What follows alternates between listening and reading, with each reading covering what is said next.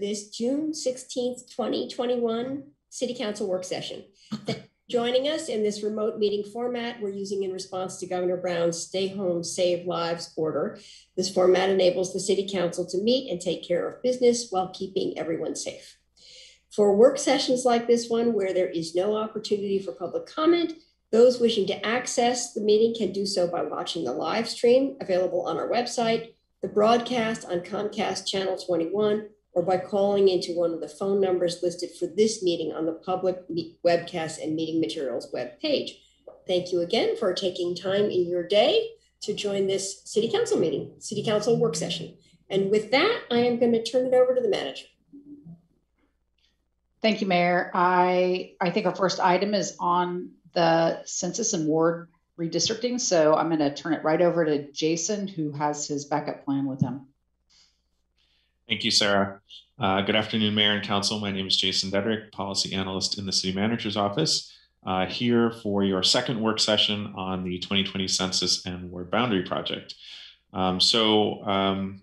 I've been having trouble sharing my slides today, so shout out to Julie, who's actually going to be running the slides. So if we've got some hiccups in terms of when we advance slides, that's why. So, okay, so as you may recall, your first work session on this topic was back in February. We walked you through sort of the process as we saw it and some updates as of then, as well as the engagement plan. And you also asked a series of questions. And so we're returning today to provide you with an update on the project and hopefully walk you through the staff recommendation around the boundary criteria that you would like to have staff use this fall to actually adjust ward boundaries. So Julie, you can go ahead and share and we'll walk through these slides.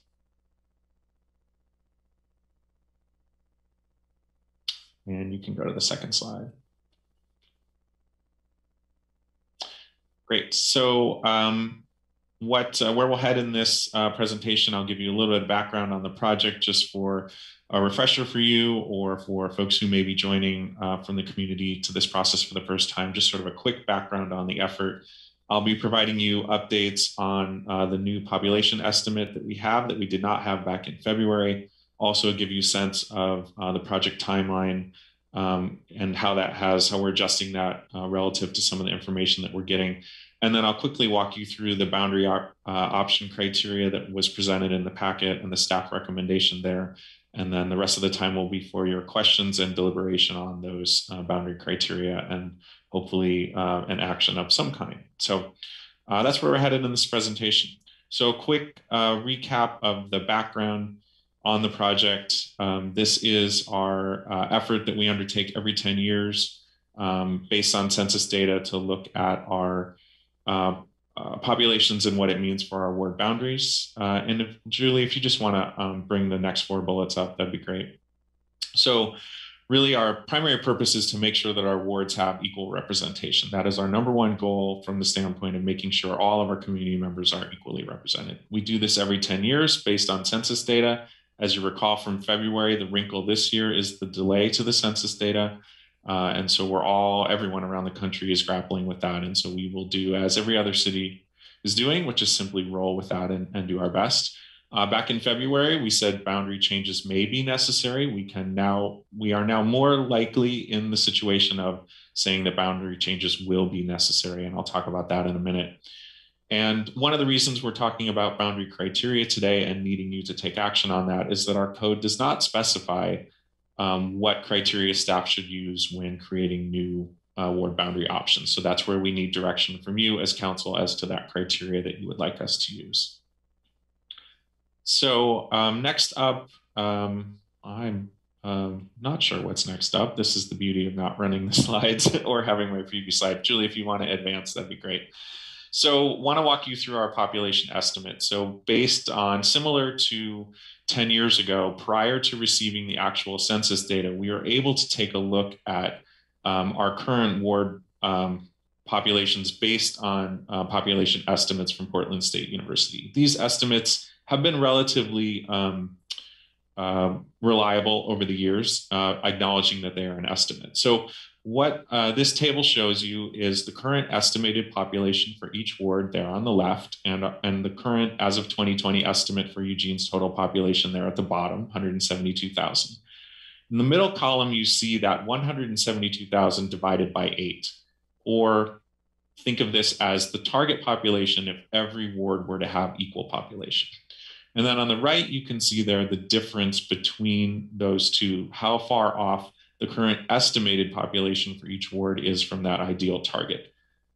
Again, going to note here that we're going to receive the official certified census data later this year. This will update this table. It will update the target population, and these differences from the target will change. What this does is helps us get sort of a rough sense of what we're up against in terms of the adjustments that we need to make. So Julie, if you want to click 3 more times, got a few things here I want to highlight. So as you can see here, we're looking at Ward 3 being possibly around 11% larger than it needs to be population-wise. Then sort of the next largest gap is Ward 8 being 6.7% below the target population, and Ward 1 being about 5% above that target population. What's notable about these numbers is that 10 years ago, we had 4 wards that were more than 7.5% off from the target population. And if you note here with this data, we have only 1 ward that is more than 7.5% off, and several that are relatively close. So what this helps us understand is that it seems as though we will have about the same level of work, or maybe even a little less, in terms of getting these wards as close to the target population as possible compared to 10 years ago. So our concern was if we had really wild differences in ward populations, we might have a more lengthy process to try to get those to be as equal as possible. It's looking like we're going to be in pretty good shape there. So again, these numbers will change once we have the full census data, but it sort of gives us a picture of where we are. Julie, go ahead. And so here's what that tells us about the project timeline. What we did was we looked back at our timeline 10 years ago to look at how long it took you as council to take the various steps that needed to be taken and that we took as staff. So we're sitting here in May, June, providing information on boundary criteria and hopefully getting your review and approval of that criteria. Then we will, in the intervening months, prepare our database, get everything ready, and hopefully receive that census data in September and start creating ward boundary options. Then we will present those options, several options to you in October. You'll provide, and we'll also provide that information to the public. They'll be able to weigh in on those options. You'll be able to weigh in on those options. Based on that feedback, we'll go back, we'll adjust. There may be some options you like, but that you want us to change a little bit. So we'll do that in November. Then coming back in December, hopefully narrowing down the options, getting you to perhaps say that there's one you like better than others. Maybe we'll have some tiny adjustments to make to that. And then we could be back in January after winter break to actually prepare the ordinance and approve those new ward boundaries. That time sequence there from October to January roughly matches the time that it took us back in 2011 to do this process. So that's a rough sketch of where we think the timeline could be. I want to note that there are public engagement opportunities throughout this period on different things. So recently, we were able to survey the community on boundary criteria. That's probably the wonkiest piece of this to try to get engagement on. It's tough for folks to engage in that. It's much easier for them to engage on actual boundary options. And so there'll be plenty of opportunities for the community to weigh in on that this fall. Go ahead, Julie. So also want to update you on how that timeline interfaces with the May primary election next year. So that election is scheduled for May 17th. Our code specifies the number of days before the election that candidate filing needs to close, and that's March 2nd. Our code does not address when the filing period for candidates should open.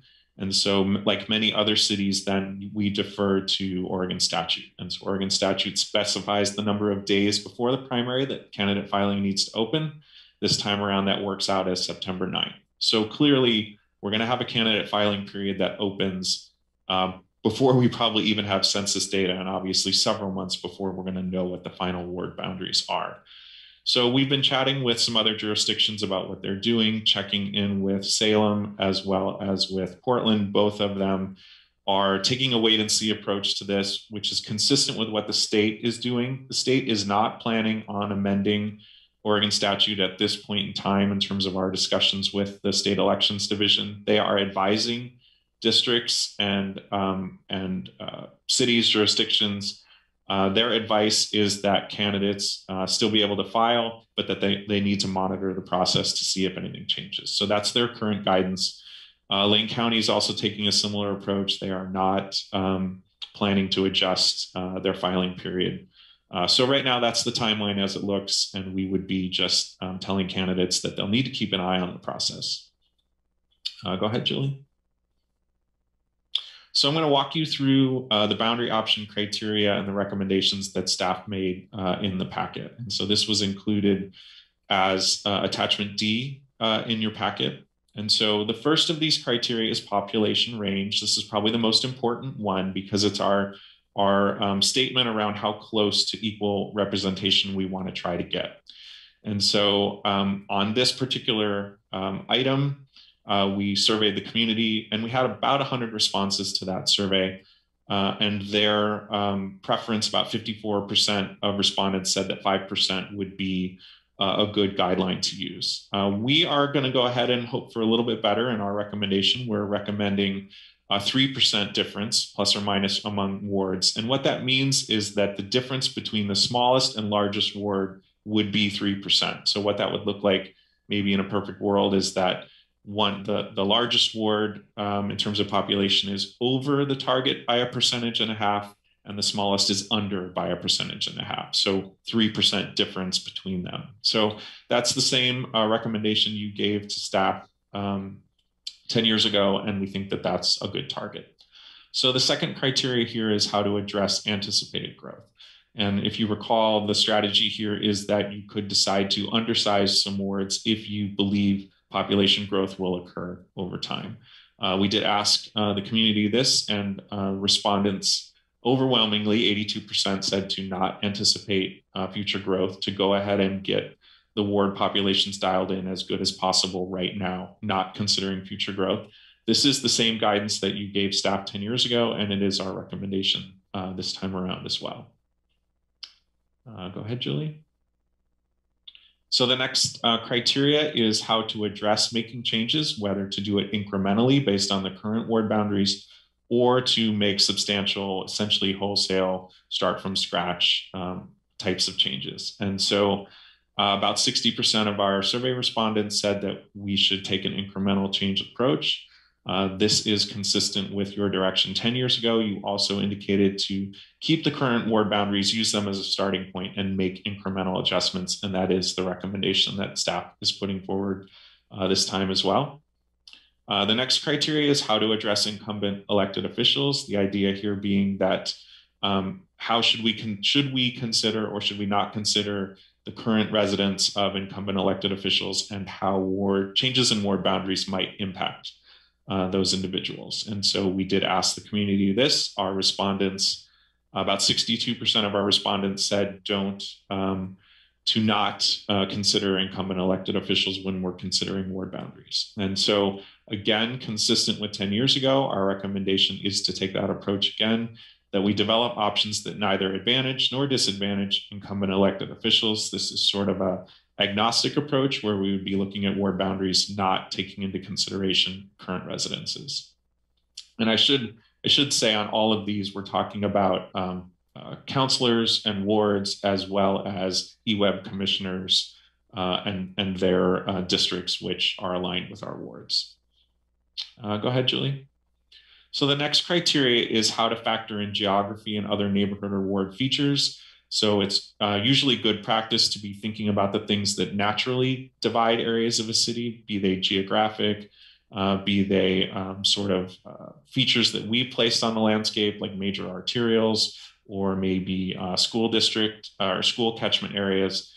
And so there are various criteria here that can be used or thought about. We presented the community with a set of criteria to consider and had them choose the ones that were most important to them. Number one was neighborhood association boundaries. And so as you can guess, with many more neighborhood associations than wards, they straddle multiple wards. And so similar to 10 years ago, we would be recommending as part of this set of criteria that we would consider neighborhood boundaries and try to adhere to those as much as we can. We will prepare a grid that will show you how current wards break up by neighborhood association, and we'll also show you when we're bringing options later this year, we'll show you how those would change under the various options. So we are recommending, again, similar to 10 years ago, that staff consider geographic and neighborhood features and that we strive for compactness and contiguity with our wards. So that is, are they relatively congruent in terms of their size? Think of a circle or a square versus kind of like an octopus or something with fingers. So really striving for that. The reason we say without rigid adherence is when you start thinking about having 6 or 7 different criteria here, some things are going to have to give sometimes. So if you're trying to get within 3%, you can't always follow geographic or neighborhood boundaries, but that would be staff's intention. And then finally on demographics, obviously thinking about how the city is divided up into wards impacts various communities within our community, communities of interest, things like that. And so we are, again, similar to 10 years ago, recommending that we provide you with demographic information on the various options that we'll bring forward so that you can consider how different ward boundaries may change how, for example, racial or ethnic breakup is by our individual wards. And so we're recommending that we provide you that information, but that we're not considering it as we are developing options. You then could look at the options and the effect that they have on demographics and then make suggestions. So that's the approach that we're putting forward.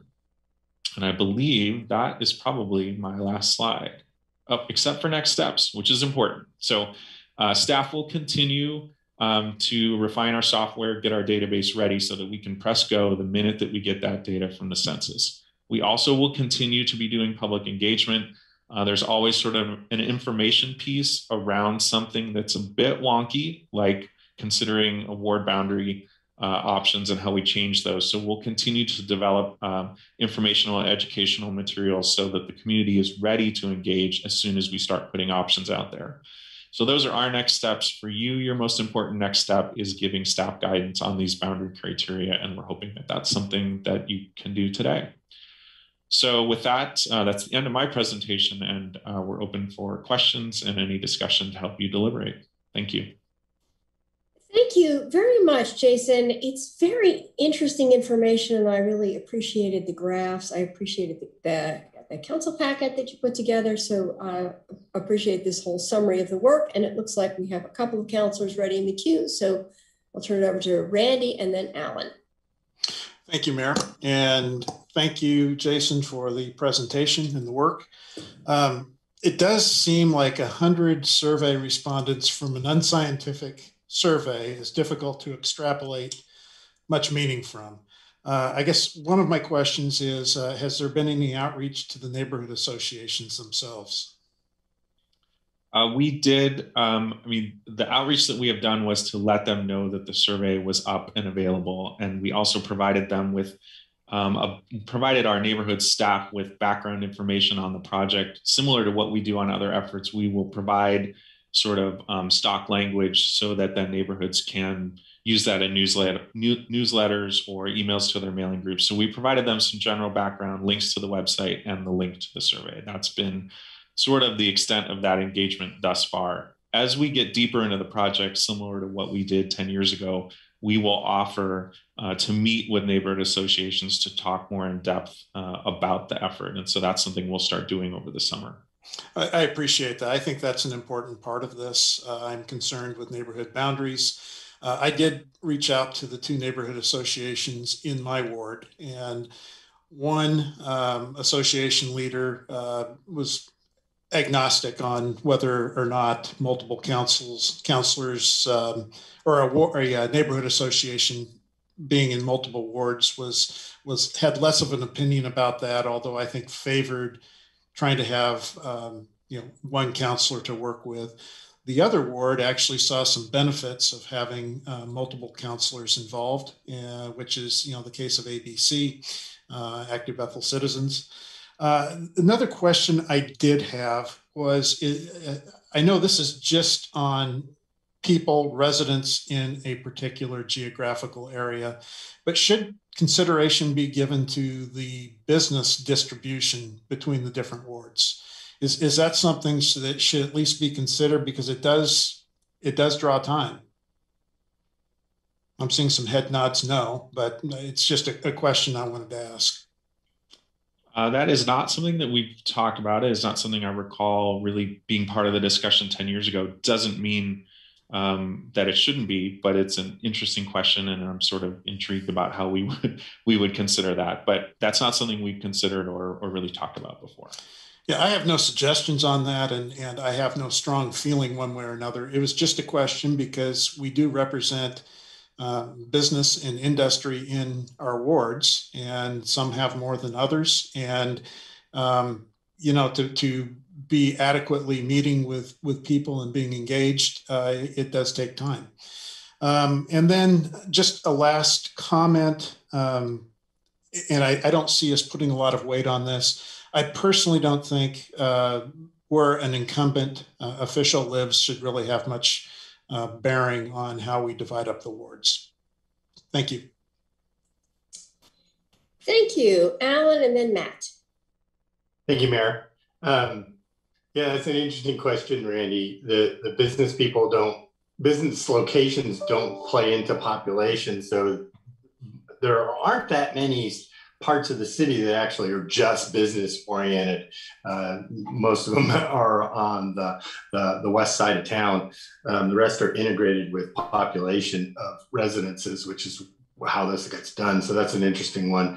I don't know that it affects too much the population count. Might affect the boundaries though. Jason, the neighborhood boundaries question, can you give me a sense of how much neighborhoods are broken up right now by ward boundaries? I know not every neighborhood association has one counselor for it. Mine happened to, but with one little sliver exception. Give me a sense of how that exists today, and if you have history about that. I know that we do have, so when we finished the process 10 years ago, we did create sort of a matrix that showed how each neighborhood association broke out across the various wards. To be honest, I have not looked at that yet this time around. Like I said, we will be updating that. I can tell you that many of the neighborhood associations or many counselors have multiple neighborhood associations, and there are some neighborhood associations that divide across multiple wards. And so it's definitely out there with many more associations than wards. It's pretty difficult to get that kind of alignment. So it seems to be something that's going to be out there. I think if we can try to minimize changes as much as we can, and if there's an opportunity to stay on a ward boundary, for example, or on a neighborhood boundary, for example, we will certainly take that opportunity. But there's definitely already a fair bit of division, just because of how many there are. Yeah, and I recall that from the last time we did this, that I guess Mike and I are the only ones that were involved in that, but we did have a modest conversation about that, and we try to keep them as intact as possible, but it's almost impossible to keep every single one of them intact. There's going to be divisions along ward boundaries. So yeah, it's something that we're going to have to look at and keep into consideration. And having gone through this before, I think we should strive to have this as painless as possible. What we did last time worked fairly well, and the adjustments occurred. And if you look at our ward maps, they are pretty contiguous and they're pretty compact. And so the way that they're going to need to shift, we could still achieve that and hopefully keep neighborhoods intact. I kind of think if you have multiple counselors in your neighborhood, that's multiple avenues of potentially getting action on issues you want. So the way and this is pretty clear with with the population shift, at least the estimate so far, that we're not going to be the no change option just doesn't really exist. It's not on the floor. We're going to have to do some shifts. So wards 1 and 3 are going to have to shrink, and wards 6, 7, and 8 need to grow, and in geography to get more people. So I kind of the logical thing in my mind is that wards 1 and 3 kind of shift to the east, and 6 and 7 and 8 kind of shift to the east as well, and then you can pick up the population. So I think what we did before worked fairly well, and the similar criteria as last time was being proposed here. So I'm pretty supportive of the staff recommendation about how to move forward with this. Hey, thank you, Matt, and then Mike. Thanks, Mayor. A colleague of ours had said offline that Ward 3 wins, but actually Ward 3 loses, and pretty significantly. You're coming in 11% difference from target. Even Ward 2 is under target by 2.4%, and in order to be within that 3% range over under, we need to shift essentially a whole percentage point to be closer to that 1.5%, meaning we need to grow. The target population of 21,532, and right now Ward 2 is a population of 21,019, and so there's around 400 plus persons that we would need to grow to be right on the on target, but give or take a few hundred to be within that difference. This is most interesting. I want to share this with you. Forgive the fact that my iPhone is cracked. What you're seeing is the amount of rentals within my price range versus the ward I represent. I'll show that up again. Rentals, and then Ward 2 is here. So there's a real dearth of rentals available in the South Hills, or at least affordable rentals available in the South Hills. I would love to learn how the community can advocate for a nominal, incremental, I'm using incremental in quotes because that was the language that you used, Jason, and a minimal, or to minimize the changes, to grow perhaps our neighborhood from Hilliard across the street to the west is Amazon Park, and then you have the very little theater and then some student housing all the way up to 18th. If we were to consider moving east several blocks, maybe as far as Harris, and encompass that neighborhood of rentals, how would a neighbor go about advocating for such a position with staff or with council, and what would be the appropriate timeline? That's my first question. My second question is, how hand in glove are we working with our state lawmakers, who often look at communities of interest and natural boundaries when they're determining lines to redistrict? What's our relationship with state boundaries for state representative and state Senate seats? And what's our relationship with our county partners? And it was alluded to, but if we could expand on the relationship we have with EWEB and their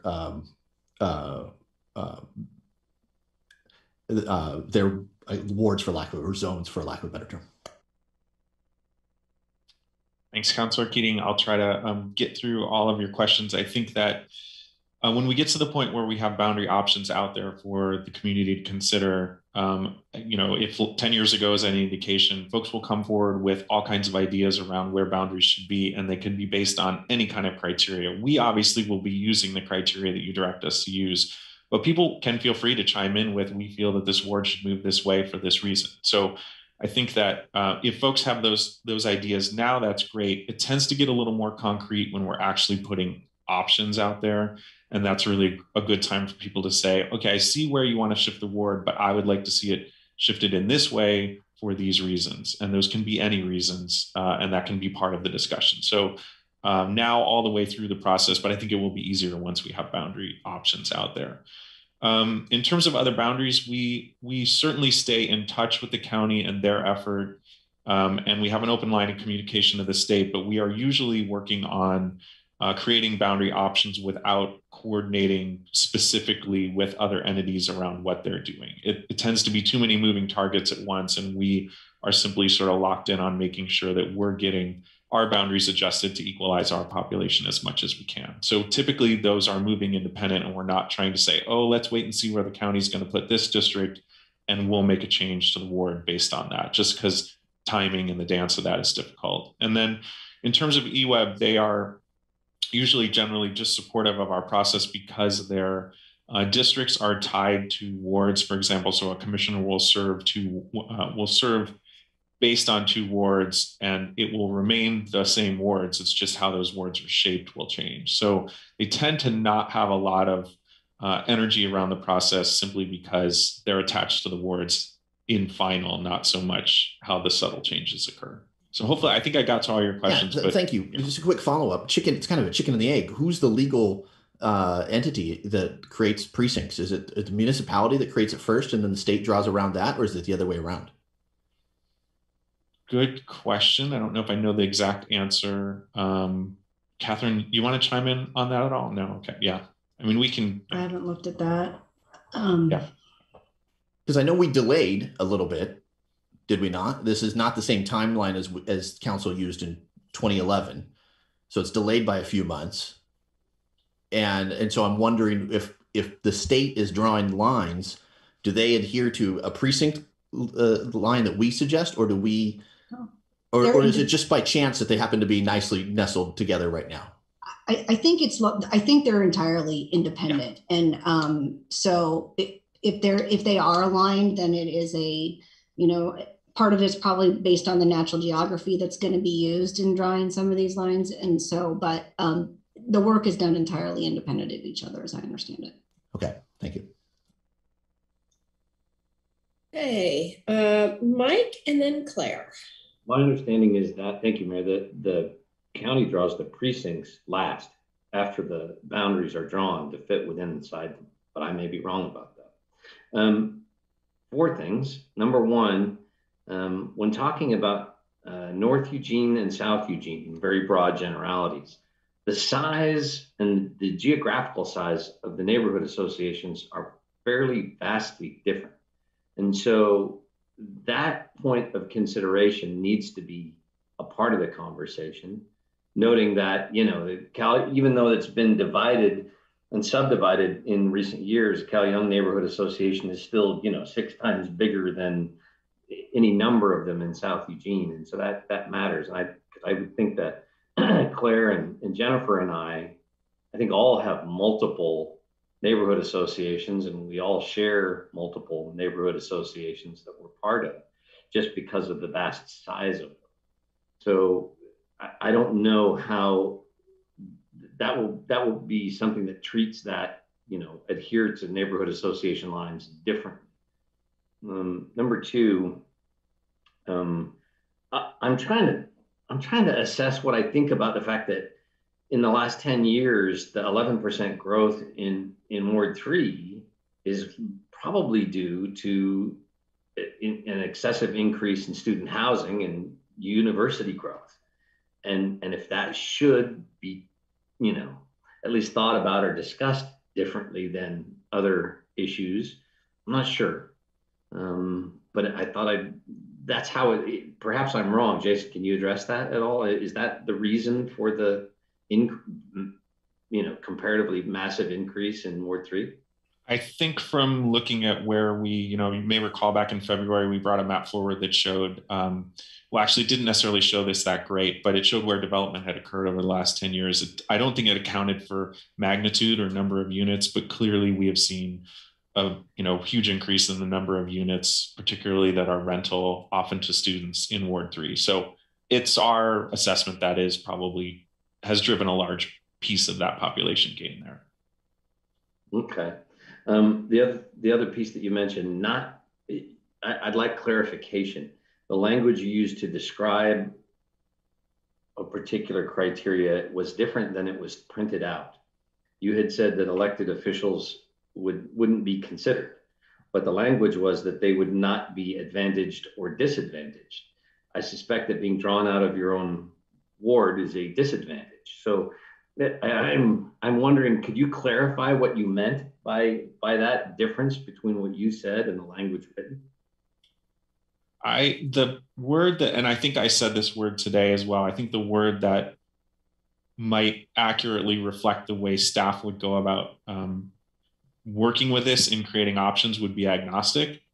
That we're not sitting there with maps as we're considering boundaries that show us where existing councilors and commissioners reside. And so we would simply not be taking it into consideration at all. So agree with you, maybe advantage or disadvantage isn't quite the right term, but I think it is just that we wouldn't consider it. Okay. One of the other pieces that was not there was something else that I brought up previously, which is if we're not going to adjust our timeframes for candidates to file, it is very possible that someone might file in September to run, and by February, they no longer live in that ward. So I think that's something we should take into account in some way. I'm not sure of the wisest way to take account of it, but I think it's something we should at least have some discussion of. And I'll chime in quickly because we did pull a little data on this. So shout out to Julie in our city recorder's office. She looked at past candidate filings for the past 4 elections. And over the past 4 elections, just over half of our candidates filed before January 1st. Interestingly, in the non-presidential years, which we will be in, non-presidential election years, which will be in next time around, and which is the best indicator for how many people will file, only 24% filed before January 1st. So we typically aren't seeing a lot of candidates filing before January anyway. And so that doesn't mean someone's not going to file and they're going to have to watch the process, but it feels as though people have been waiting to file in that sort of like 6-month long window. Well, I'll have to give some thought to that myself. Thank you very much. Thank you. Claire and then Jennifer. Thank you, Mayor. Thank you, Jason, for this presentation. I have several questions and some comments. So I feel like I saw contradictory information about if we go through this whole process and pass an ordinance, when these boundaries would actually be in effect. So attachment C, page 7 of our packet says January 22nd, but then attachment A, page 4 says August 30th.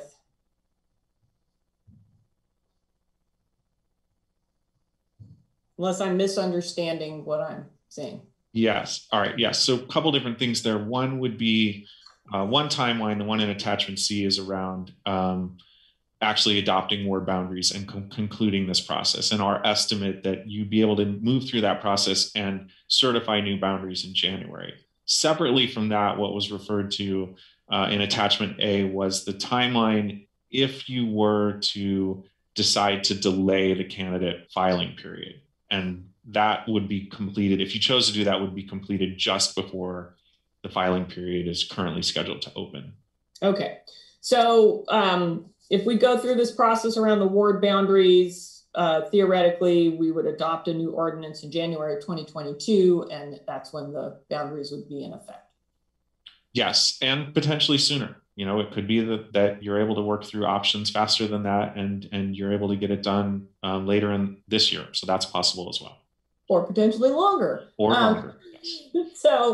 So I just want to remind us that this discussion is supposed to be about the criteria, not actually drawing the boundaries. I know people are anxious to talk about maps, but and then to Randy's thought about including businesses. So this is really about population and representation. You know, businesses and commercial industrial are concentrated in different areas. Some of them are owned by people who don't live in the city. So I think it would be really challenging to consider where businesses are located and meet that requirement of having equal population in the wards. I will definitely need a second round. And then, you know, I would encourage people not to have too much consternation about how much public outreach we've done so far. It was really just asking people about the criteria, not about the actual boundaries. And I think we'll have robust public input once we have some draft maps. I do not actually understand, and like I said, I'll need a second round, this policy of not assuming potential future growth. Because we have an Envision Eugene process, aren't we able to forecast where we're going to see additional population growth? I don't understand the rationale for this one. This was discussion that occurred in February, and it occurred 10 years ago. And I think cities, particularly if you're looking at where you have vacant land or where you might be anticipating urban growth boundary expansion, can sometimes anticipate the amount of growth or amount of new development you might see. What becomes difficult is nailing down exactly where that may occur. You may have available land somewhere, but not see development there. And aside from development, there's also sort of the other population gains and losses that occur that aren't related to development. So just people moving around within the community, within existing housing, that also, even if we could necessarily forecast exactly where growth were going to occur from new development, it's much harder to anticipate how people are moving around within the community. So that's one of the things that complicates that. Doesn't mean it can't be done. It just makes it hard to dial it in. Okay, I guess I understand. Did I really have 3 minutes go by during that time? It felt like. I agree with you. It felt kind of fast, but I do. The timer was messed up. Okay. So is it sort of? May I continue with maybe a minute and a half on the timer? It sounds good to me. Okay. Yeah, they're gonna add time right now. Thank you. So, Jason, what does it mean to make incremental change? I don't understand how that works. We're going to pass an ordinance. It will make changes. How will it be incremental? It's more of the approach. Occasionally, a city may say, you know what, we've been making incremental changes, slightly adjusting boundaries here for 50 years, and we're going to direct our staff to just throw out the old ward map and start from scratch. And so that's what, that's the other. One option is just making small adjustments to what exists. The other is that wholesale change. So that's always an option that's out there. And then to this question that Councilor Clark brought up, or pointing out the difference in the language around advantage or disadvantage versus agnostic. What about, I mean, I think it would be really problematic to map an incumbent out of their ward. And, you know, Councilor Keating right now is looking for a new home. What if he finally finds it and then the mapping happens and now he's no longer able to represent his ward? I actually don't think that's a good value to have in terms of, and I guess people who responded to the survey feel like, screw those people. We don't care that you don't want them considered as we make these maps, but we're the elected officials right now, and I don't think we should be mapped out of our wards while we are in office. So I would like some other thinking around that. I agree with the advantage or disadvantage in terms of, are they going to get more or fewer, and is that better or worse for them? But I think there can't just be complete agnostics. We have no idea where any one of our elected officials live. Because then what happens? A special election? The one piece I'll add on this, which Catherine shared back in February, is that if a counselor or a commissioner were, the boundary were to change and they were no longer in that ward or district, they are, well, at least I can speak for counselors, they will serve out their existing term. So I don't know if that fully addresses your concern, but you would continue to represent the original ward that you were elected to for the remainder of that term. I do actually remember that being mentioned at the last one. All right. Well, then I think you need to change we need to change the language of the criteria to match being agnostic, if that's what you wanted. And I'm open to suggestions on a better word than agnostic to whatever. I think you get the spirit of what we're trying to say. And if you have better words, I'm open to them. Thank you. And then my last is just really comment around the neighborhood associations. I think it's complicated. I do actually think a neighborhood association has an advantage if they have more than one counselor that covers them. But I think neighborhood associations should be thought about as a community of interest. And not so much hearken to the wards. So while I understand that, can cause challenges. If you've got, you know, 5 neighborhood association meetings you're trying to go to, that can be really hard. And we have some neighborhoods like Bethel that are huge and really need more than one neighborhood association, most likely. But, you know, capacity is an issue. So I'm not as worried that this process take into consideration neighborhood associations. I think those are more organic in a way in terms of what they include and where they start and stop than a ward boundary, which is trying to capture population. And I know there's some intertwining there. Too large a population in neighborhood association can make it unwieldy. But anyway, those are my thoughts right now. Thank you so much. Thank you. Jennifer. Thanks. So first off, thanks for the packet and the information. I really appreciated it. So I think these are good recommendations that are being made.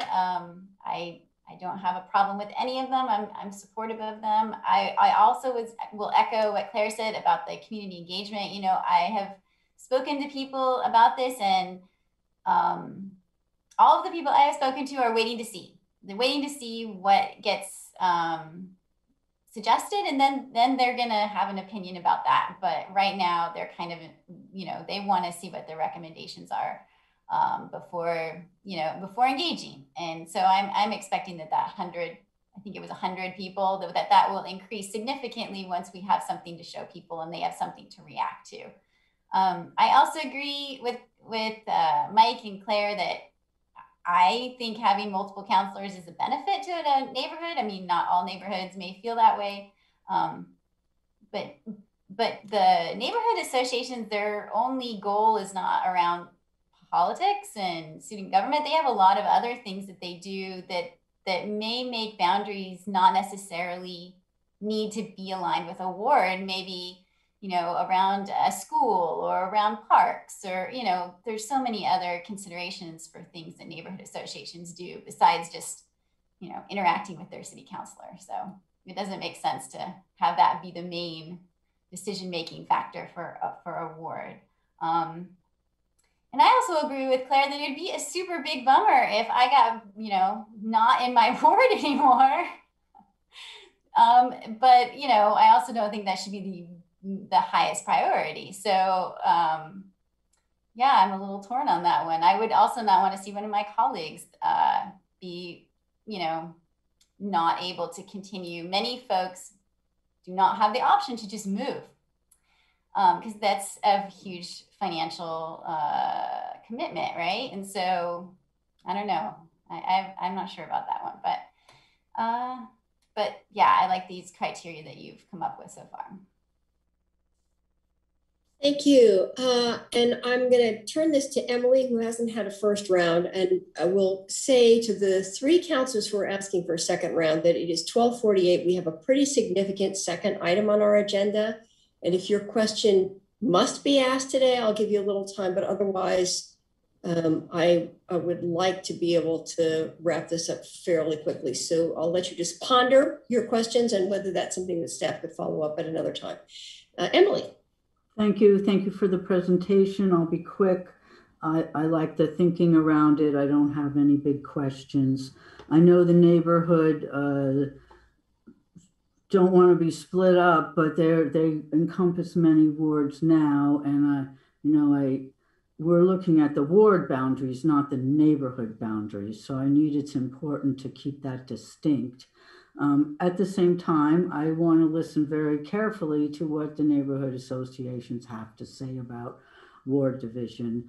And it's really critical that we have bigger outreach. And once I think we start drawing lines, I think we'll have more outreach. But I like the criteria, and I think it's a really good starting point. And I live kind of on the edge of my ward, so it's a little nerve-wracking. Thanks. Okay, I see that no one has lowered their raised hands. And I will say I'm only going to give you a minute because we really need to move on. So Naya, Jessica, I'm hoping we can just reset the timer for a minute. And Randy, then Matt, then Alan.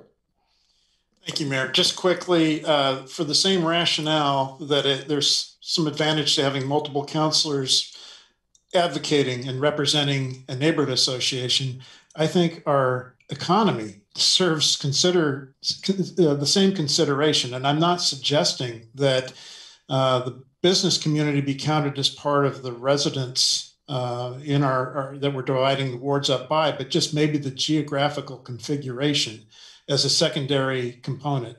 In some of the discussions we've had as a council, I've noticed different perspectives depending on who has large commercial industrial areas and who is predominantly residential. It's just a point I've noticed, and I think it's important that we have a good advocacy for that group. Thank you. Okay, thank you. Matt.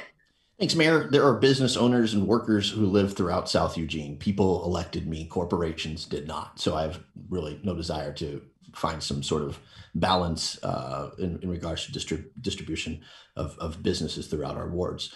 These are wards that are made up of people, residents.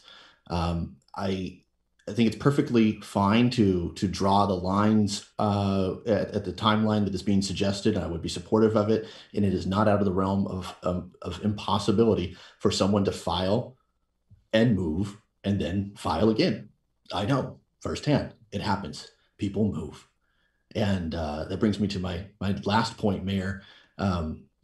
This is a system that is largely set up to benefit landowners. I wonder if it's worth exploring down the road. It's less incremental and it's more radical, but an at-large counselor, as opposed to someone who's connected to a physical boundary, may be beneficial to the overall health of our democracy in our community. Thank you. And Alan. Yeah, the at-large is the mayor. They're required all over the city. As far as the growth, UGB isn't necessarily a good indicator of where growth will occur. Ward 3 had absolutely no change, and it had the most dramatic growth. It was all internal, so it's not. That was not expected, I don't think, by most people. So lots of things changed in 10-year period. I've been persuaded about the incumbency part. I think it actually should be our criteria that we not try to map out existing residents of counselors as opposed to being completely agnostic. I think you should, to do the boundaries, put a little X where they are and try to keep them in it. Because I think that's continuity and I probably have the least amount of risk there, but I agree with the other counselors who say that would be a bummer if they got knocked out. And Claire just texted that she lost power. No, she's back. She's back. Okay. She's back. Thank you. Welcome back, Claire. Okay. So that relates to the motion then, Mayor. If we're going to approve the criteria and we want to change that one, we have to do a motion on that. Correct. So there is a second motion, if you want to, which is I move to approve the criteria as recommended with amendments. And so if you want to suggest that. I would suggest to the maker of the motion, which would be Jennifer, that right. that modify that to try not to map out existing residents of incumbents. It's not a hard, fast rule, but it's a great goal. Okay, Jennifer, are you ready to put that on the table? Yeah, I'm happy to do that. But Catherine, does that sound like it would? The words that came out of Alan's mouth did not make 100% sense to me, so I want to make sure. Yeah, I think you're looking at the fourth bullet, and its boundary options should be developed that neither advantage nor disadvantage incumbent elected officials. And I think what I hear all of you saying is boundary options should be developed that do not draw incumbents outside of existing wards, outside of their existing ward. Yeah, we can't tell where people are going to go eventually, but where they are now. Right. Okay. Can I make a? Yes, please. Yeah, thanks. So I would be all right if it read, boundary options should be developed that neither advantage or disadvantage incumbent election officials. However, they should not result in their current residents falling outside their current ward. So just adding to that sentence rather than replacing it. Mm-hmm. That's what I meant. Or add Okay. Okay, however, them out of their current ward. Question. What defines current, at the time of the ordinance or at the time of this Existing. motion? This time of this motion. Because I'm moving in 2 weeks. I'm still going to be living in South Eugene. But your ward's not changing in 2 weeks. Right. So if I move to a different, let's say I move to near a border. I mean, I don't think so. Ward 2 doesn't look like it's going to shrink anyway. So I'm looking at if any one of us end up moving, is it at the time we make this motion now? Move fat. But Matt, you're moving within your ward. Right. So we're saying the ward boundary shouldn't be withdrawn to move your residents outside of it. And the boundary is not going to be discussed for months. Technically, it's when it takes effect. Right. Yeah. Yeah. What's It takes effect. we're drawing the ward boundary. We're not drawing your boundary. Got it. Okay. so however, the new boundary should not be drawn to remove an incumbent's residence from their ward. Mm-hmm. Yeah. Okay, Works.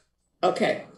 So so I move to approve the criteria as recommended by staff with the following amendments. To add to boundary options should be developed that neither disadvantage nor disadvantage incumbent elected officials. Add, however, the new boundaries should not be drawn to remove an incumbent's resident from the ward. Second. Emily, do you need to speak to this? Yeah, I'm kind of confused about, they seem opposite to me. You know, it's not going to get better or worse for you, but we're going to let you stay in your ward, which I do see as an advantage. If I was running, those are the people who know me and support me or don't support me.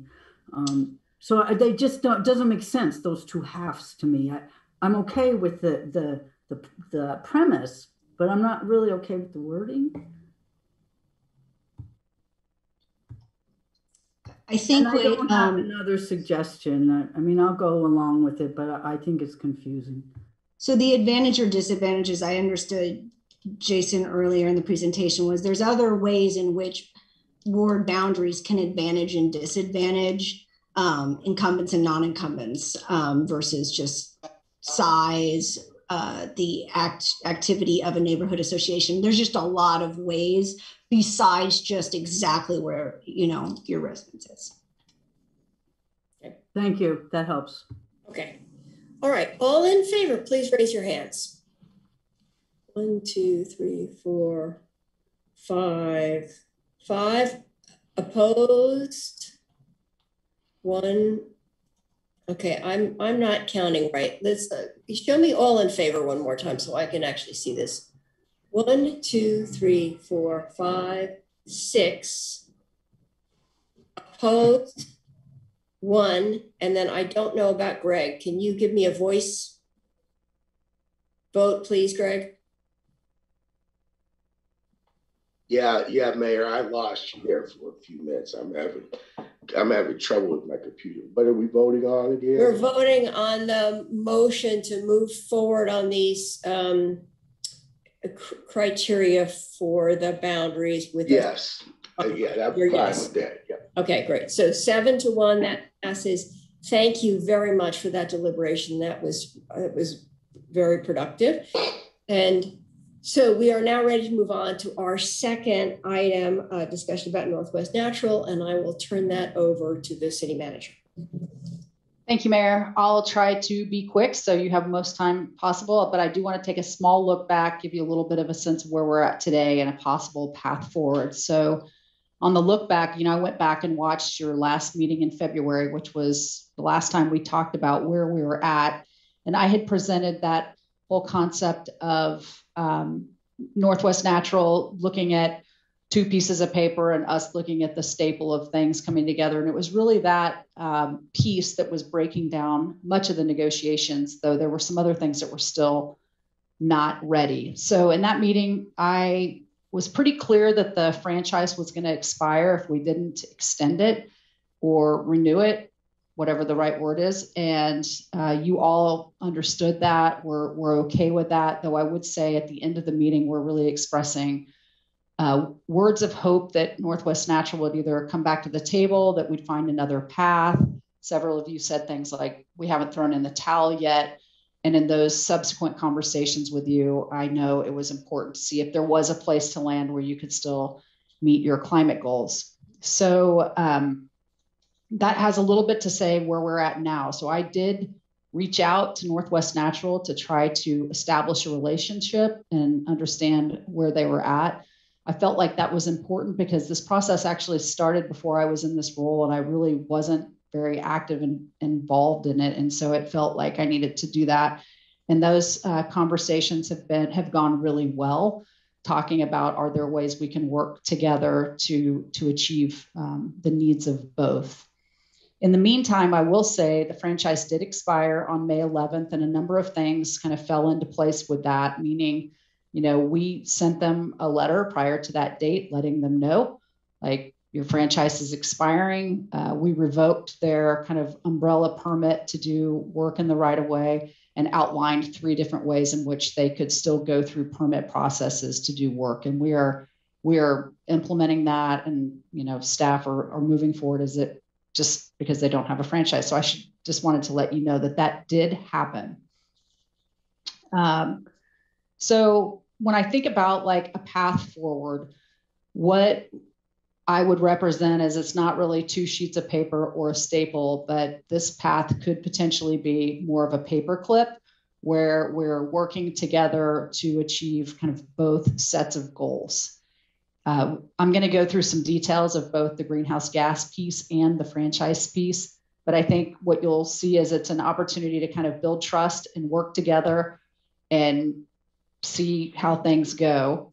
The greenhouse gas emission, I'll just say there's more work needed. And so my intent in this work session is really like, we need to have a conversation. You need to have a conversation about this to determine if you're supportive of this approach, because a whole lot of work is going to need to go into the next steps of this process. And I don't want staff starting to engage in that work if it's something that you're not actually interested in pursuing. So I'm going to just share a couple of tables. So I'm going to just walk through it really quick. So greenhouse gas piece, kind of where we left off in February. This is not all the details. I really have simplified this a lot, but we were looking at a carbon reduction agreement that had a fee associated with it. The fee was a certain percent for the first couple of years, and then it jumped up for the next number of years. We talked about having an 80-10-10 focus, with 80% being towards energy efficiency, 10% renewables, and 10% carbon offsets. We hadn't yet, I don't believe, agreed to who was going to actually sort of approve those projects and oversee those projects. And we were in disagreement about how that percentage was going to apply to which of their gross revenues that would apply. So we hadn't quite dialed in the number, but I think one of the counselors, I think it was Counselor Zelenka, had said, it just needs to be this minimum, and that we would step into. So that's why I used that one. And we talked about, maybe it would be a third party because they didn't want us to have the funds and we didn't really want them to have the funds. So that's kind of where we were at. We weren't totally in agreement. Today, what we're talking about is the possibility of doing emissions reduction through I keep calling it 844, but it's a program, a voluntary emissions reduction program that was set up through Senate Bill 844. It's since adopted into ORS, and I need to quit calling it 844. And so I'll probably just call it the emissions reduction program. In this situation, they would be making a project investment. So instead of it being a fee, they would be committing to a tier 1 process, which is projects under $1 million. And that would be a minimum of 900 for a period of 2 years. So, I'm sorry, 2 cycles. So one project for the first couple of years and another project for the next couple of years. My recommendation, if we do this, is that instead of trying to outline 80-10-10, that you determine kind of where your priority is. And if your priority is around energy efficiency or low income, that you authorize me to work on developing a project list that meets your priority. They've agreed to give the city manager final approval on the list before they submit it. So that's the amount. I already went over that. And then we talked also about really strengthening our relationship and kind of setting up a quarterly meeting where we're going over how this project's going and what kind of emissions are happening and just generally our relationship between our organizations. So that's kind of high level of that, and we can come back to that. The second piece would be franchise, as we've talked about it, significantly different than before in that it would be much shorter. So instead of a 10-year, it would be 4 years, with the first 2 years of that starting, where the last one was going to be 5 3/4 for the first 2 years, jumping up to 6.5 for the remainder. This one would start at 6 for the first 2 years, jump up for 6.5.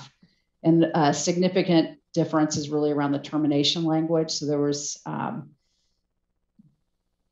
the termination language was like there was 2 different times in the first agreement, and there was a lot of language around it. And this one, we're just saying at any time with 90 days notice. And this is for either one of us to say we're out. And to me, that's where the kind of the trust building and accountability comes in. Is, you know, if we're not meeting our sort of side of this, or they're not, we have the ability to get out. So what I would say is that what would come next, if you like the approach of going in this direction, is we have, again, like I said, there's a lot of work that needs to happen in order to develop that project list.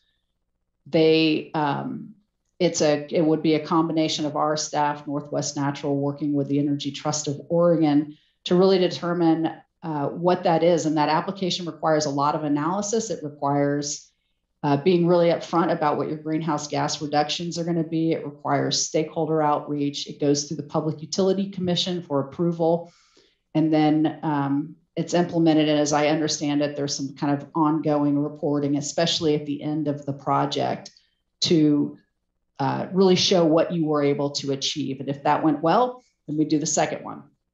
So that takes a lot, and we would be working on that pretty much through the summer and into the fall, because it'll take months to prepare that.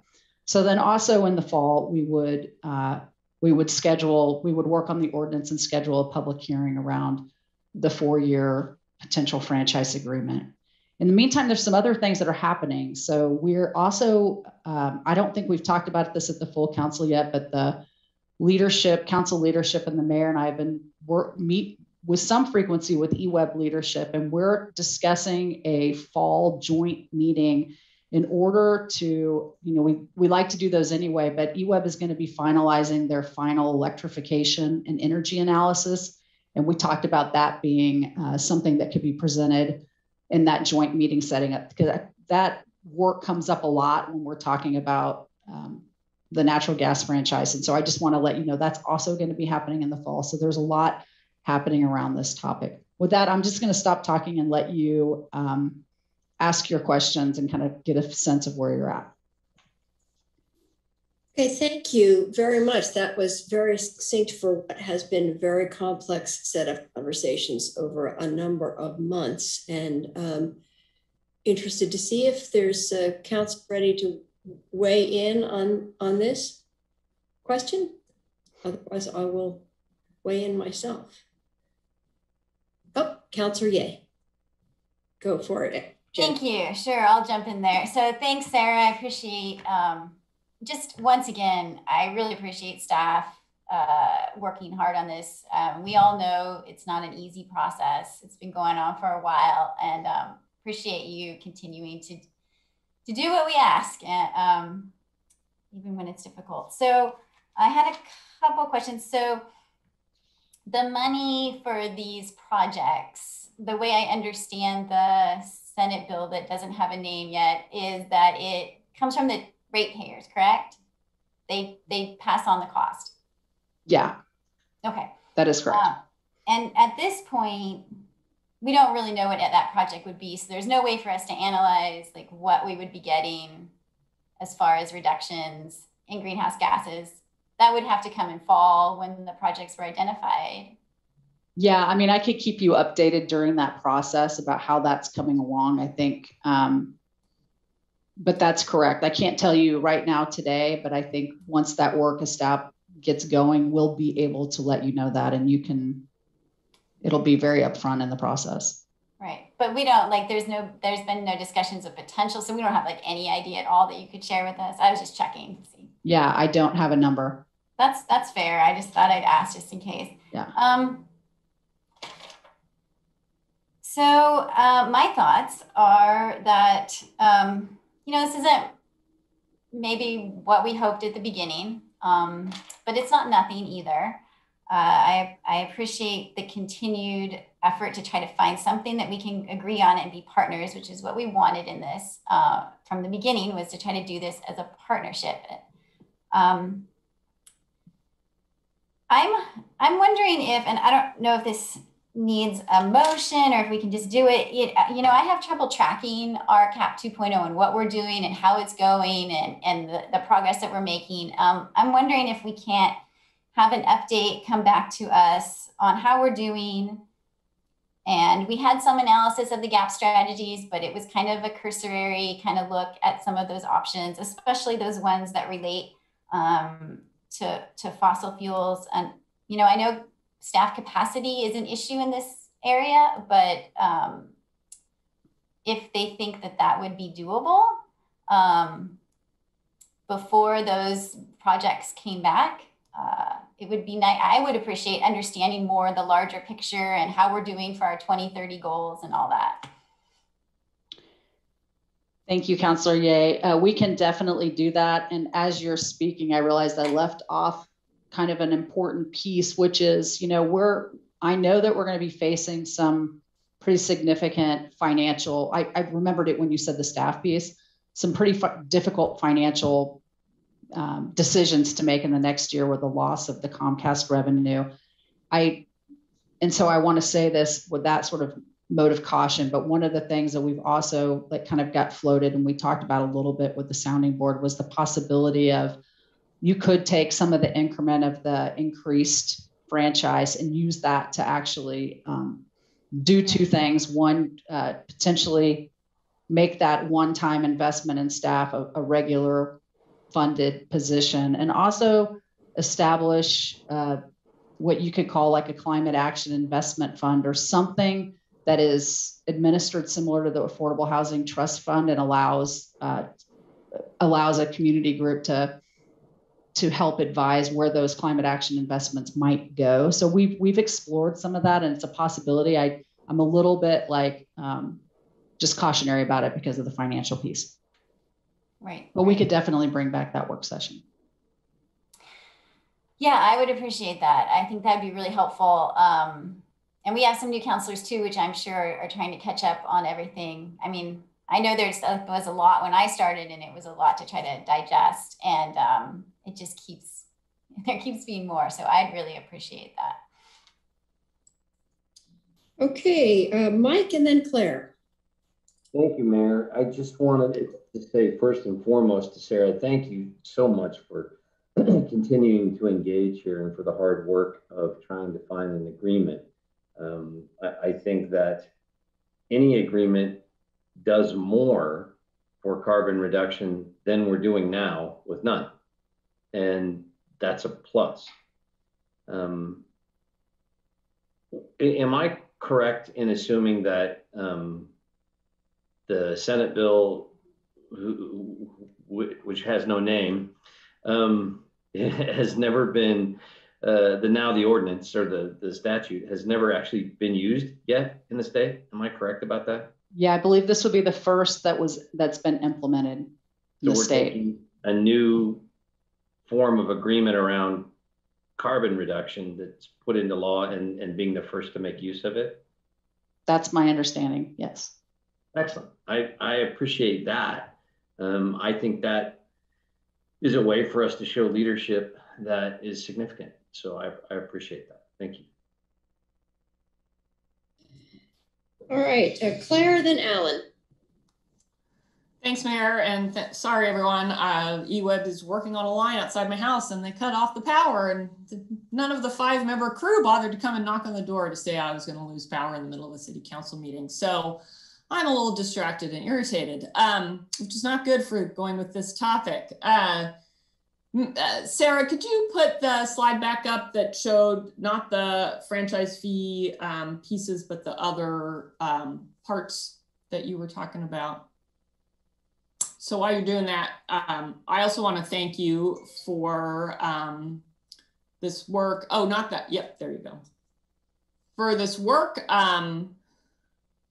it's very creative on your part to figure out how to take what, you know, was a really thorny dynamic and situation with your council and come back with something that is a compromise, but I feel like a compromise in the right direction for us. So I feel pretty comfortable with the 4 years. I think that's a rational timeline given the rapid change of technology that we're facing and just political will around dealing with climate change. I like the increased fee because I said if we're going to come back to this and do a franchise, then it's got to be higher than 5%. So I like the 6 and then the 6.5. I especially like the 90-day cancel with no cause. I see that as an escape hatch for us in case we get into this agreement with Northwest Natural. We work on these items that you're proposing, which is the use of the 844 opportunity. You know, if that goes south, we can say, all right, we're done. We're not tied into that 4 years.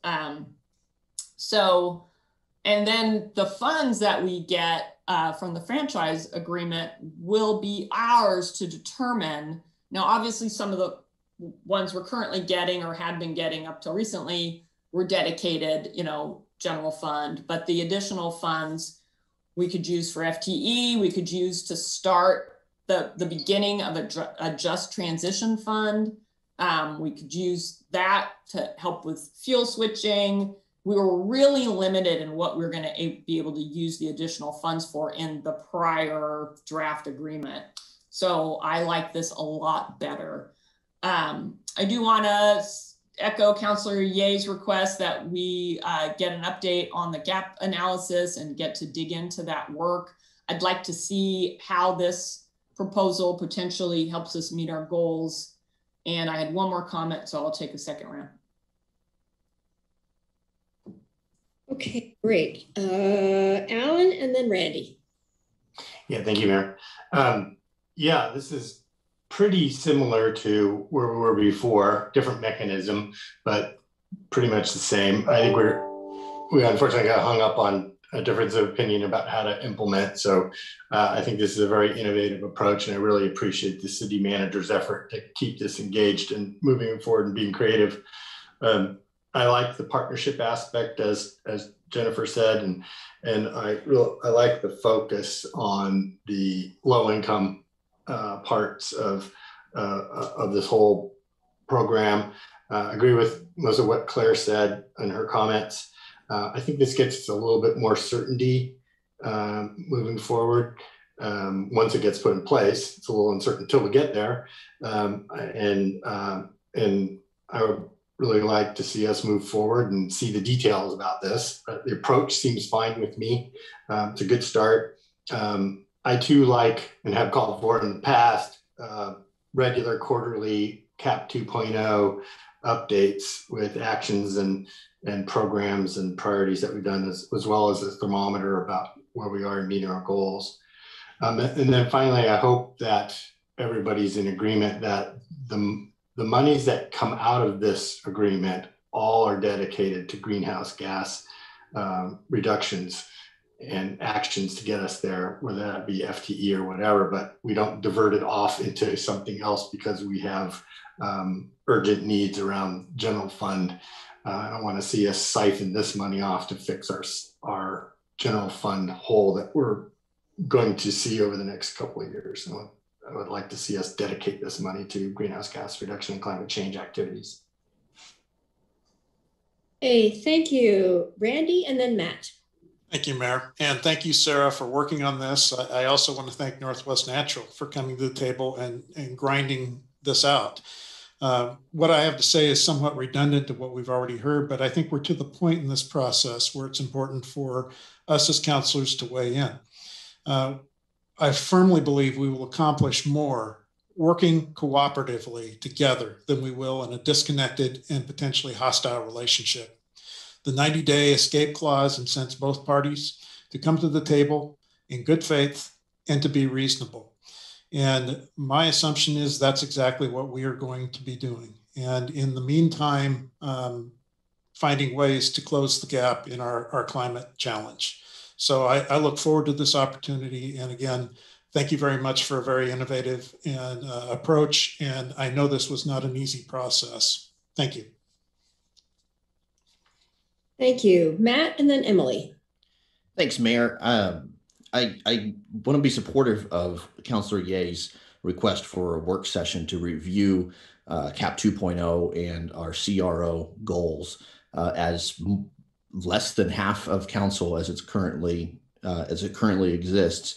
Were on council at the time the carbon reduction ordinance was put in place, and so a review of our goals, our strategies, and our regulatory authority and oversight, what we can and what we can't do. I'm looking at the description of Senate Bill 844, establishing voluntary emissions reductions program. And I'm wondering, first of all, in our Intergovernmental Relations Committee, I don't think we took a position on that. We were neutral, but I'm wondering what oversight we have as a municipality to provide guardrails for the fossil fuel industry to voluntarily reduce emissions. The proposal creates methanated gas in Eugene and supposed green hydrogen. But what is the motive ultimately of a for-profit industry to reduce the one thing that they're in business to advance, to make a profit? I'm especially concerned that while we were negotiating this franchise agreement, that the fossil fuel industry has been actively trying to lure eWeb customers to switch from electric to get on gas, natural gas, with offering a $500 rebate. How can we realistically expect for-profit fossil fuel industry to voluntarily reduce emissions unless we have robust regulatory oversight? And that's what I would like our work session to explore. What we can reasonably and legally do to meet our carbon reduction goals, provide proper oversight, and transition off of fossil fuel for the future of our planet.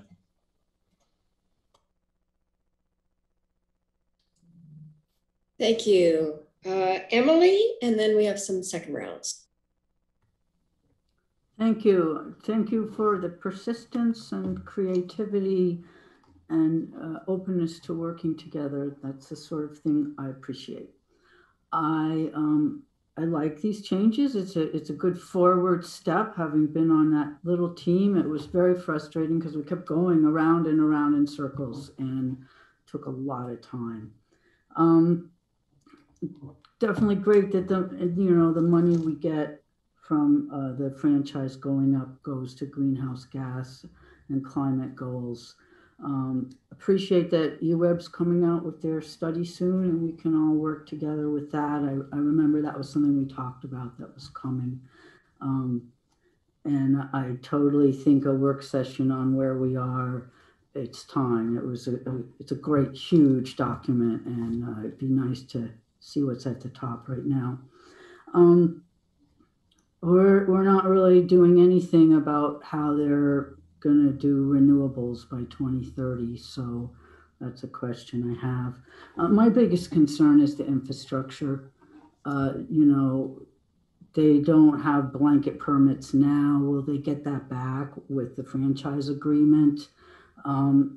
It's just really hard to say, we said CRO, we said CAP 2.0 is totally urgent. Everything needs to look through that lens. And yet we're going to let fossil fuel grow. And, you know, I see both sides. I have gas in my house and I enjoy it, but I know it's not forever. It just doesn't make sense to me. So I would like to have a work session on the possibilities of what we could do about infrastructure. I think enough people have been clamoring for it long enough, and it seems like too big of a subject to put into the work session we've already talked about. I don't know what other people feel about it, if I should put out a poll or we can make comments now, but I really think we need to put some attention to that. Thank you. Thank you. And Greg.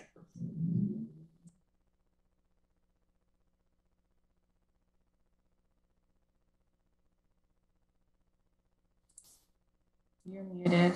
Still on mute. There we go. Okay, I'm unmuted. Can you hear me now? Yes. Okay, all right. I really appreciate the city manager's efforts to negotiate fairly with Northwest Natural Gas.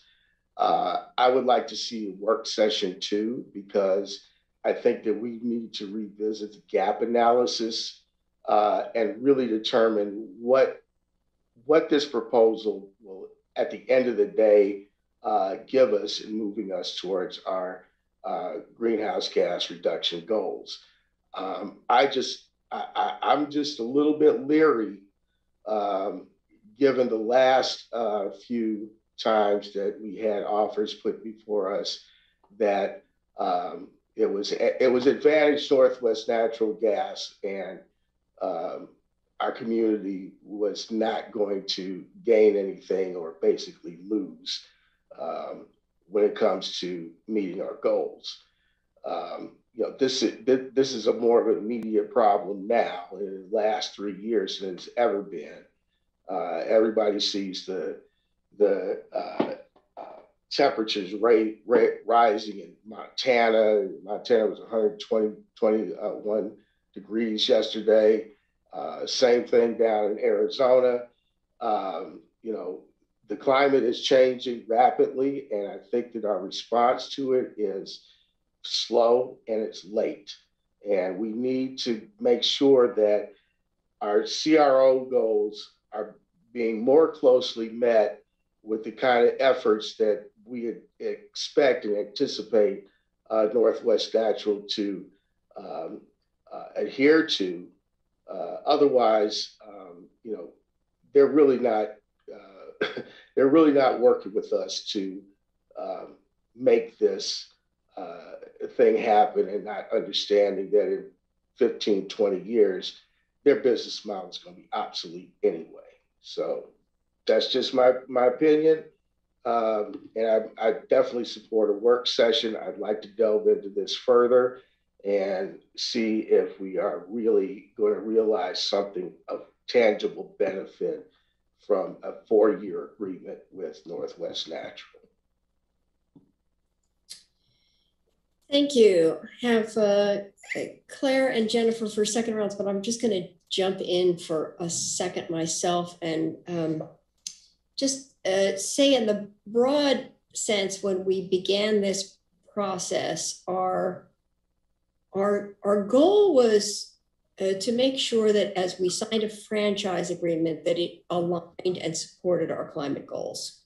And so at the fundamental level, the city manager, I think, has brought us something that's that succeeds in doing that. It aligns with our climate goals. I think the second question is, does it take us far enough? But recognizing, and I'm very much in support of this idea of follow-up work sessions, of all of the other strategies that we have, and particularly the GAP strategies, making sure that the door remains open for us to explore those other strategies. And this discussion and this proposal, because it leaves the possibility of we would create a fund that would support other climate work, that it feels like it does give us some flexibility. But I think as we look at our other climate goals, that's going to be the piece, that this is not the be all and end all. We have a lot of other pieces of work to do, and we want to, this aligns with that work, but it's not going to be, I think it's not going to do everything that we need to do as a city, and making sure that we're keeping those doors open. So with that comment, I turn it over to Claire and then Jennifer. Thank you, Mayor. Yeah, I appreciate everyone's comments. You know, and personally, I think at some point in the future, I'm not sure how soon, you know, I think this council is going to need to grapple with the idea of, you know, prohibiting new natural gas infrastructure in new developments, maybe with some limited exceptions for commercial industrial.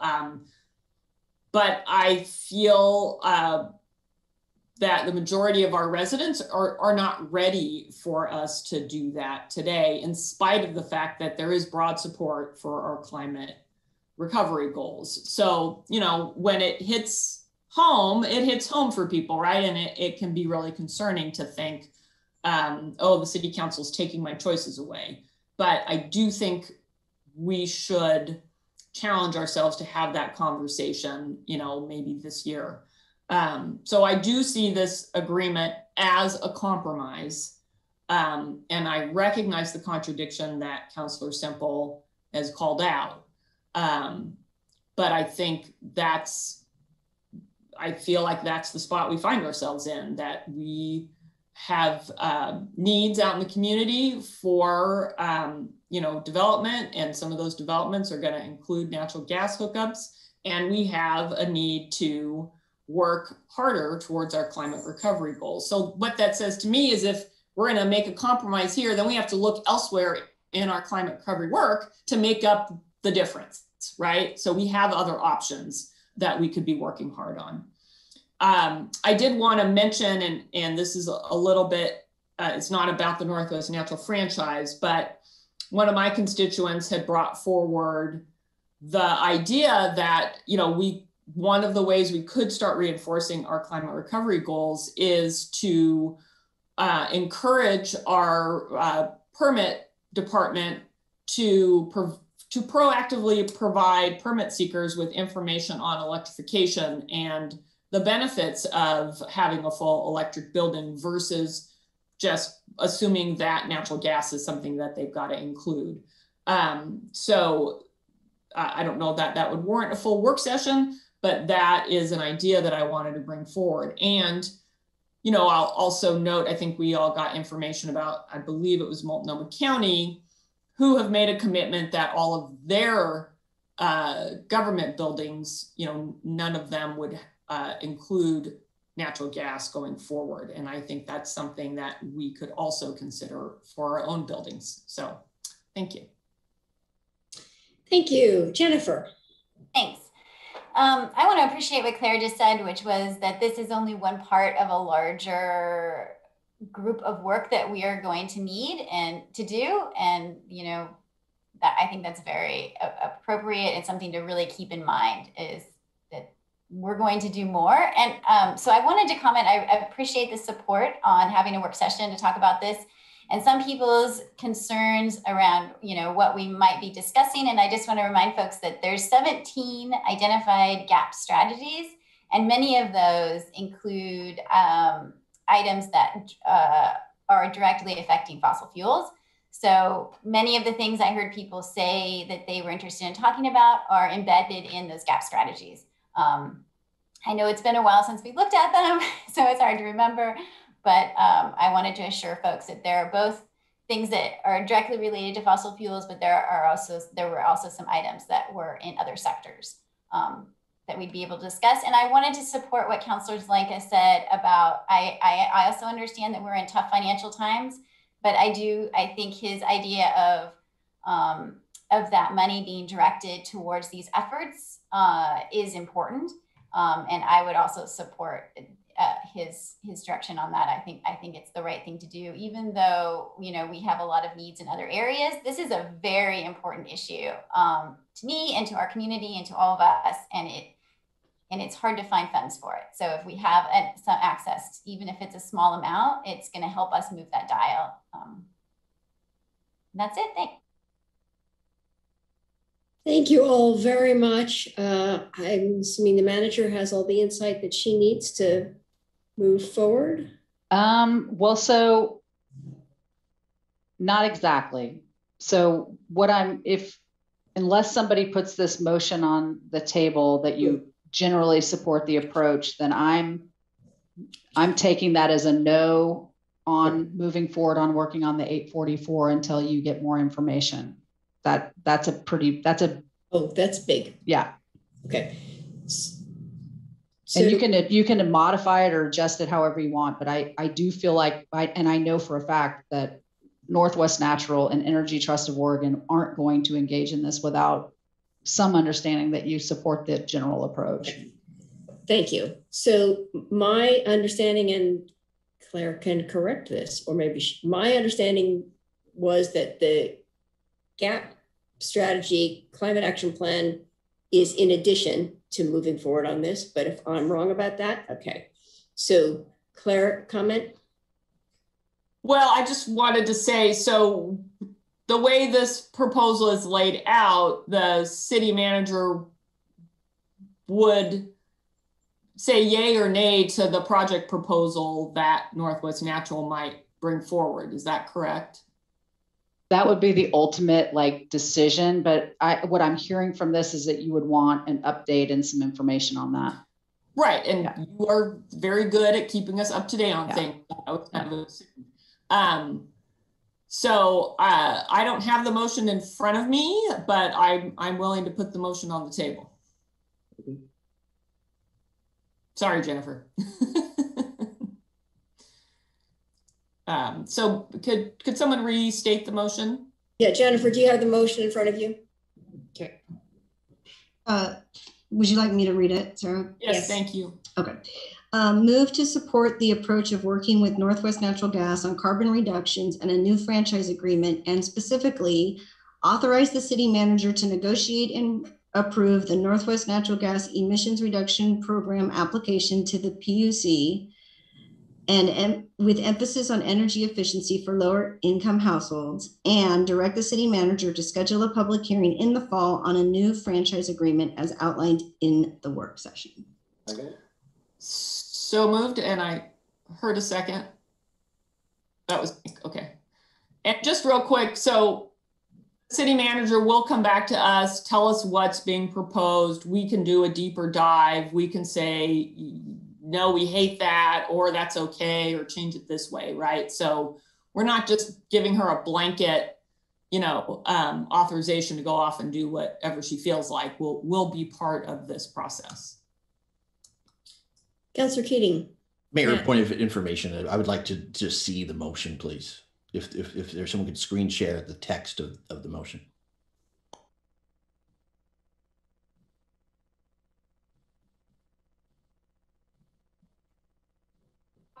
Was in an email. Mm-hmm. It's been modified. It was in your packet. But it's been modified, correct? No, I read it from the AIS that is now pulled up on your screen. Right, let me go back to it. Well, nevertheless, it'll take me longer to find it than it will what's shown. Yeah.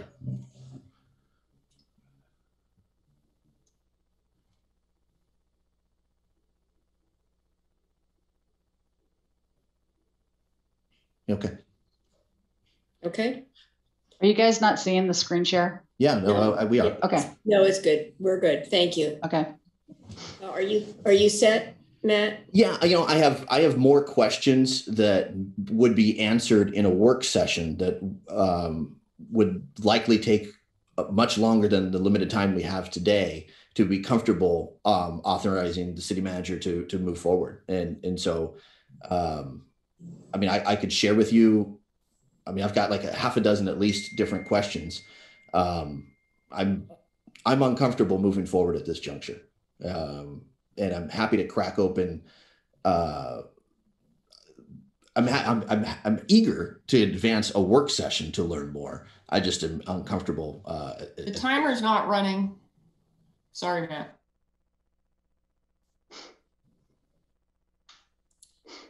So we have a motion to vote on the table. I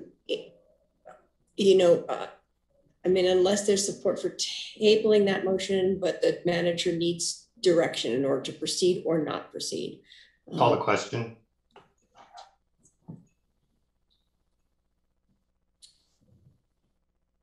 So where does that leave me? Someone? What? You have a motion and a second on the table. So unless someone was going to propose an amendment, I think you can proceed forward. I can proceed. Okay. All right. All in favor of the motion on the table, please raise your hands. 1, 2, 3, 4, 5, 6 opposed. 2, so that passes. Thank you very much. And we do look forward to the, information to follow. Thank you. Mayor, who were the 2 no votes? Matt and Greg. Okay, thank you very much. And Thank you. Appreciate your work, and we are adjourned.